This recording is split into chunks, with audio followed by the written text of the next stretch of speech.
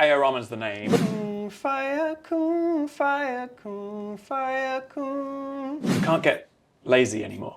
I studied a little bit of Indian classical music. Hello everyone, I'm Soumya Vajpayee and you're watching HTCity.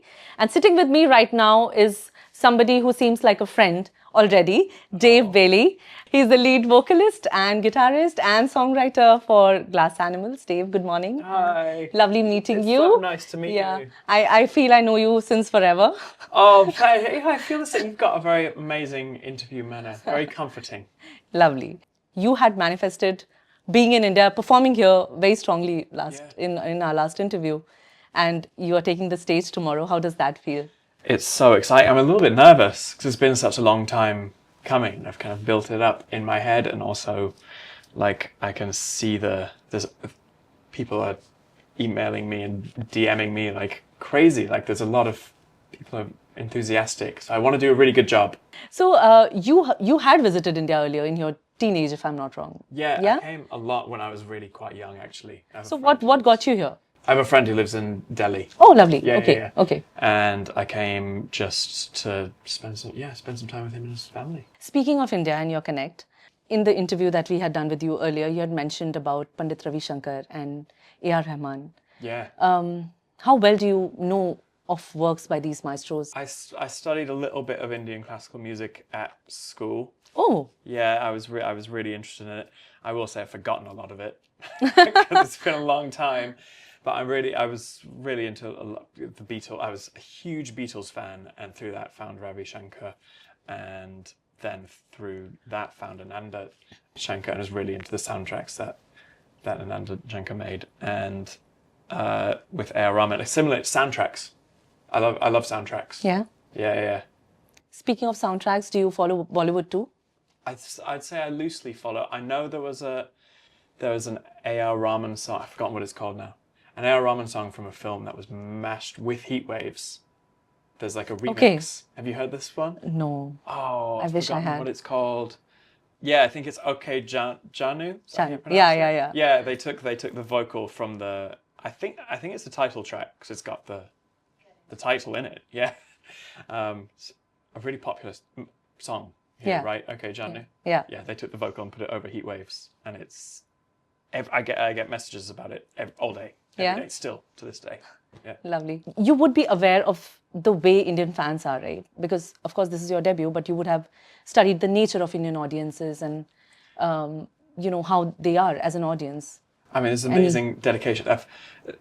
The number of videos coming around that album, this latest album, but also the album before, and people doing like amazing, passionate covers and creative covers. There's like this amazing creative element where people are kind of twisting the songs and making their versions and making their edits, and it's all very thoughtful, everything that's coming from here. There used to be a dedicated season for gigging in India earlier. Yeah. Perhaps around December, Jan. We know that is the time when most big international musicians would come in and, people would jam. But that has kind of faded away because every other month sees some or the other big international artist coming down. Right. What I'm trying to understand is that what is suddenly started making the international acts so interested in exploring India as a performing destination? Well, I mean, it's quite a big question. You probably know better than me. I'd say travel's getting easier. Touring is getting, you can tour more lightly now. Equipment's all gotten smaller, that's easier. That's a very kind of technical side, but also the internet. Yeah. It's brought everything closer together, hasn't it? And finally, you're in touch with everybody all around the world. And the world seems like a smaller place. And bigger at the same time. Yeah. And as a band that's almost a decade and a half old, you all started around 2010? Yeah, that was the first iteration. That was just we kind of with the first album in 2014, if I'm not wrong. Yeah. So and it's been a long time. It's been a long time. A journey like that in a time like today, when the number of artists are too many, the number of platforms are too many, how hard is it to stay relevant? It's tricky. You have to stay on your toes and you have to keep doing new things. You can't get lazy anymore. I think there was maybe an era where you just kind of make your album every couple of years and put it out and then tour it and do that again and do that again. You can't do that anymore. You have to keep on your toes and you have to keep developing and changing and having new ideas, fresh ideas, and keep people guessing what's going to come next. Otherwise, yeah, it's... So is that a stress or is that a positive reinforcement? It's obviously stressful, and that is time. You know, you have to stay on your toes. Yeah. You can't just make that one album every couple of years and put it out. But I like that.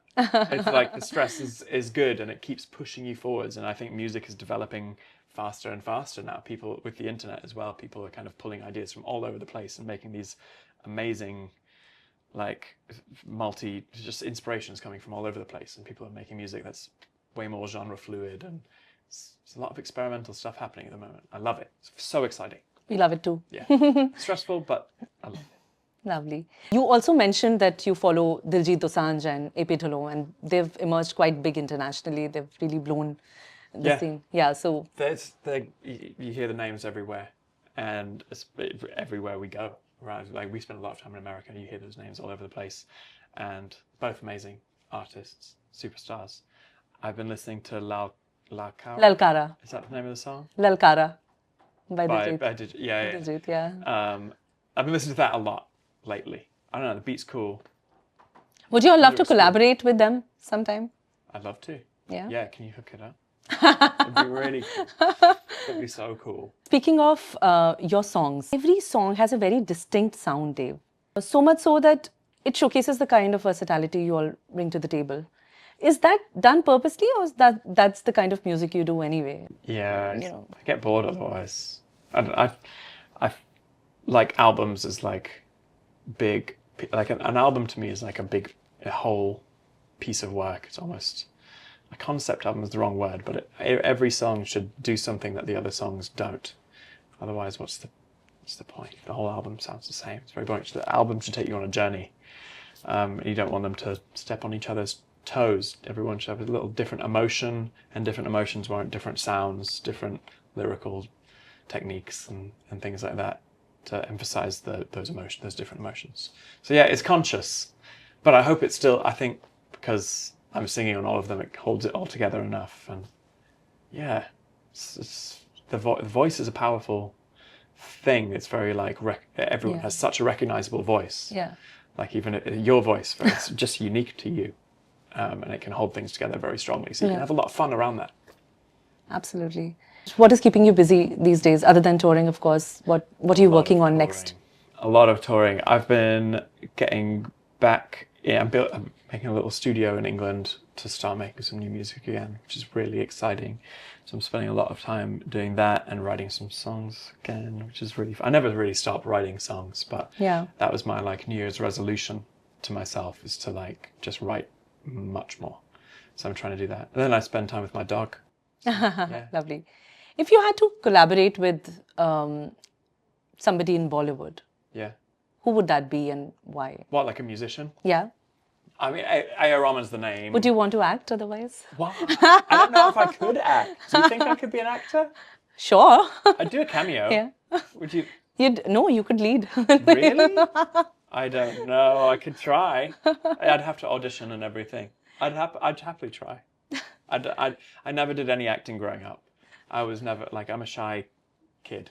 I was, at school, I was the shy one. I never did, like, the acting drama or anything like that. Or even the music, I would just sit at the back. Okay, so coming back to music, you said A R Rahman, you'd want to work with him. I think that would be amazing. Partly because I heard it already in that mashup. Yeah. I feel like I can hear more. And also he's such a like versatile musician. He's done so many things, and he's got his feet in electronics and kind of classical, and it's not like I feel like Ananda Shankar was similar, and Ravi Shankar. They can kind of take, they're not afraid to just blend music from all over the place. So I can hear it. Lovely. Be cool. It'd be cool.